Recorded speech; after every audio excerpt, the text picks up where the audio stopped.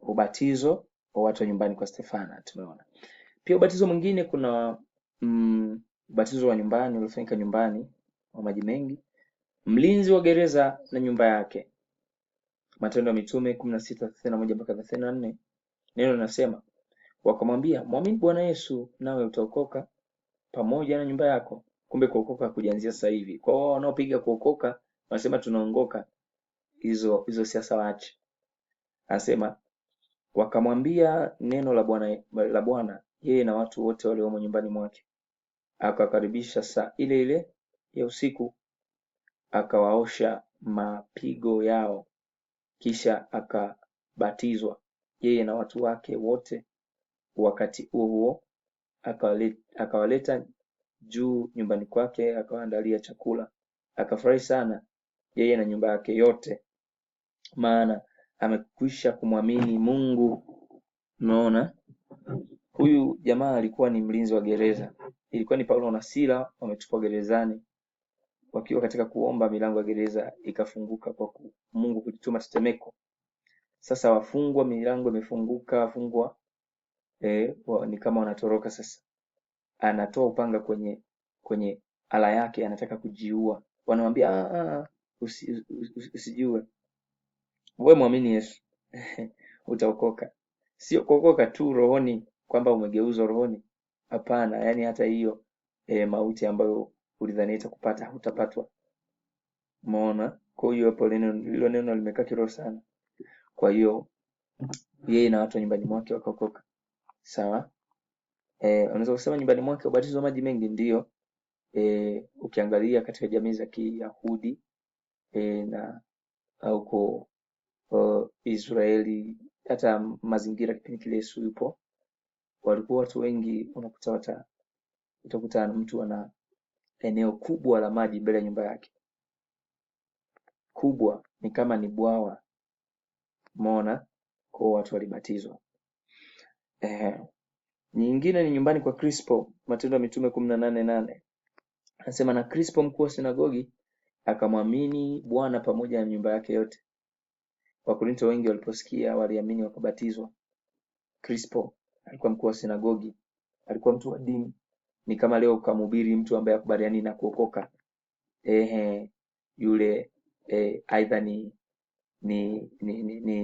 padri au ni mchungaji fulani katika makanisa yasiyokubaliana na kuokoka, afu yeye akubali kuokoka na watu wote walikuwa katika nyumba yake. Umeona? Alafu wabatizwe. Ni mifano ya ubatizo wa nyumbani. Mfano ubatizo nyumbani nyingine ni nyumbani kwa Lydia. Nyumbani kwa Lydia. Matendo ya Mitume 16:14 mpaka 15, neno linasema mwanamke mmoja jina lake Lydia, mwenye kuuza rangi ya zambarau, mwenyeji wa Thiatira, mcha Mungu, akatusikiliza, ambaye moyo wake ulifunguliwa na Bwana ayatunze maneno yaliyonenwa na Paulo. Hata alipokwisha kubatizwa yeye na nyumba yake, akatusii akisema, kama mmeniona kuwa mwaminifu kwa Bwana, ingieni nyumbani mwangu mkakae. Akatushurutisha. Huyu ni Lydia na nyumba yake. Yani ubatizo nyumbani unamaanisha nini? Nikisema nyumbani namaanisha yani mtu na wale watu wote ambao wanaishi nao mule ndani. Sawa? Ndio namaanisha hivyo. Sasa wale wote wakabatizwa. Nyumbani sio nyumba tu, nyumba jengo. Wale wote alikuwa nao waliomwamini wakabatizwa kwa maji mengi kuzamishwa. Wale walioamini, maana injili inahubiriwa kwa wale walioweza kuamini. Sio unasema unabatiza mtoto mchanga. Huyo ameamini vinini? Hakuna choamini. Sawa? Tunasubiri mtu katika ule umri wa wajibu kuanzia miaka 12 kuendelea, mwenye uwezo wa kufanya maamuzi juu ya maisha yake. Sawa? Hiyo ni ubatizo uliofanyika nyumbani, yani ni mtu na familia yake, yani yote, baba, mama, wafanyakazi na nini, wamehubiri wote wameamini. Kila mtu kwa sehemu yake ameamini. Tunabatiza wote. Hiyo ni mifano tumeiona hapo. Tuendelee.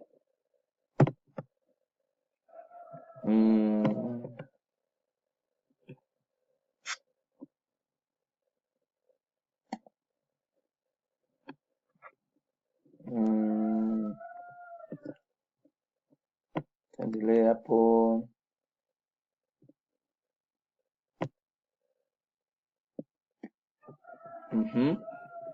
Sasa baada ya kuona hiki kipengele kilichopita ambacho ni mifano ya ubatizo hiyo mpaka kufikia ubatizo wa nyumbani ambao ulikuwa ni kipekee, ubatizo wa maji mengi. Sasa tuone kipengele kingine, nasema namna gani ubatizwe.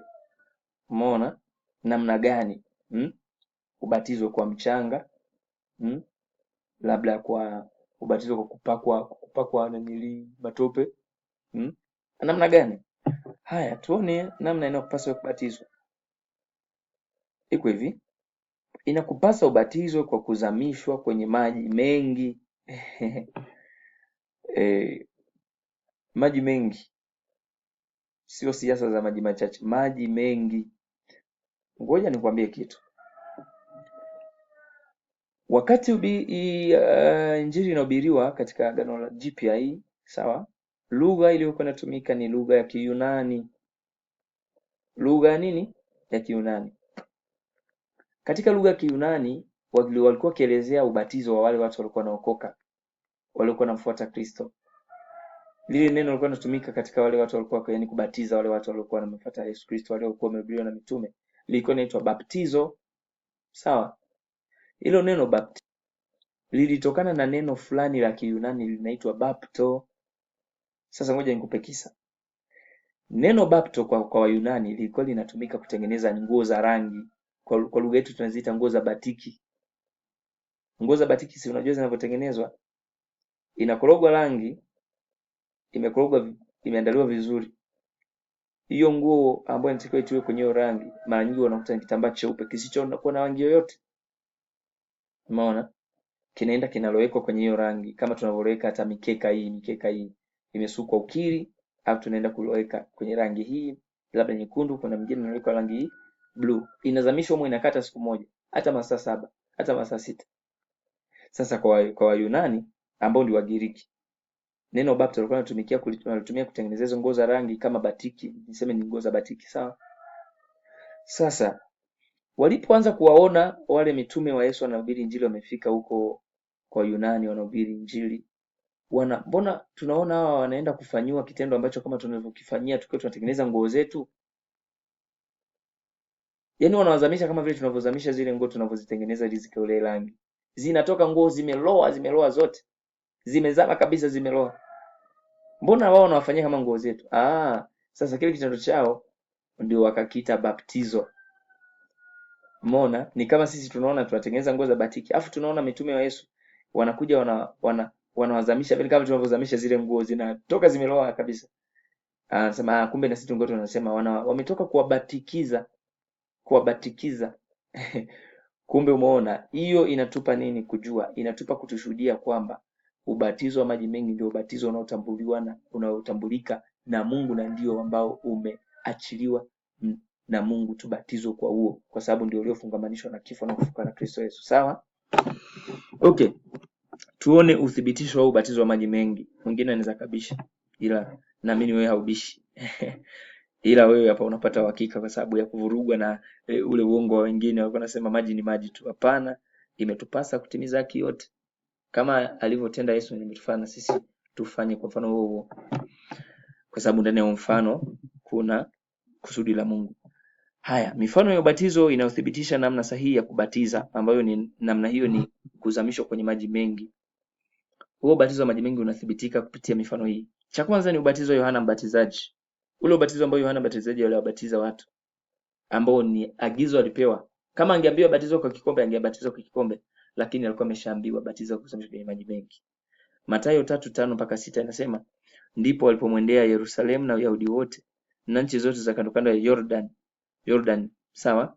Naye akawabatiza katika mto wa Jordan, huku wakizungama dhambi zao. Mto Jordan akiwazamisha, sawa? Sio kikombe, maji mengi. Yohana pia 3:22-23. Kidogo utaweza kustaajabu kidogo hapa. Sio Yohana Mbatizaji tu ambao huo batizo aliubatiza. Yesu mwenyewe alibatiza, unatambua hilo?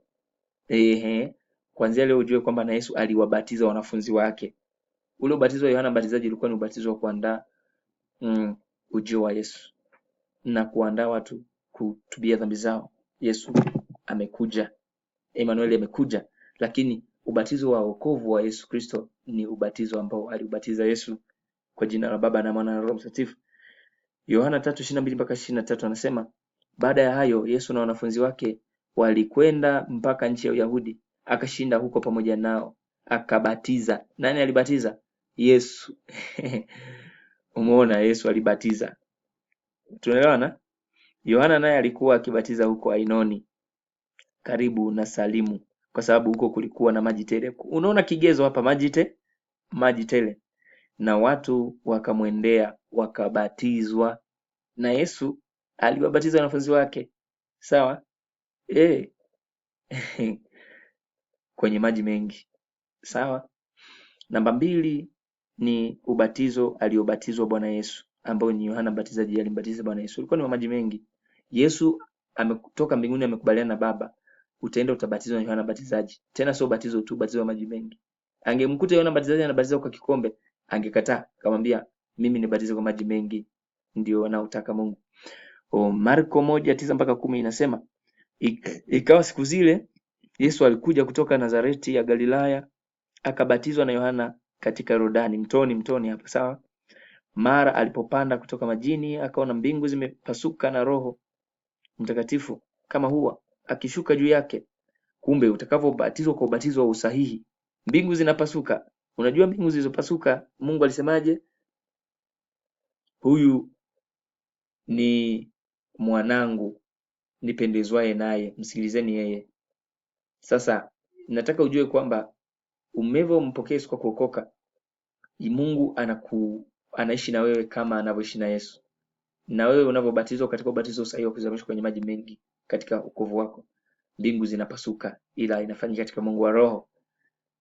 Umeona? Haya mambo hatufanyi kwa sababu tumekalilishwa. Hapana, ni Mungu ameweka mipango yake na ameset kila kitu. Pia tuangalie ubatizo wa towashi wa Kushi. Aliubatizwa towashi wa Kushi, Matendo ya Mitume 8:35 mpaka 39. Neno nasema, Filipo akafunua kinywa chake, naye akianza kwa andiko lilo hilo akamhubiri habari njema za Yesu. Wakawa wakiendelea njiani, wakafikia mahali penye maji. Yule towashi akasema, tazama maji haya. Aliona mto kimsingi, utaona.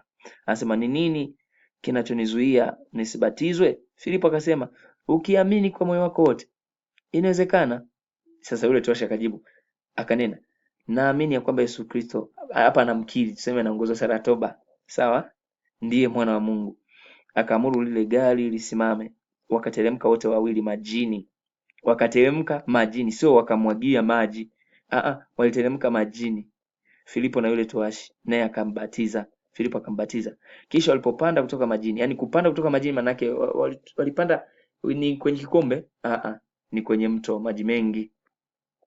Na walipopanda kutoka majini, Roho wa Bwana akamnyakua Filipo, yule towashi asimuone tena, basi alikwenda zake akifurahi. Tumeona walipanda kutoka majini, maji mengi, sawa.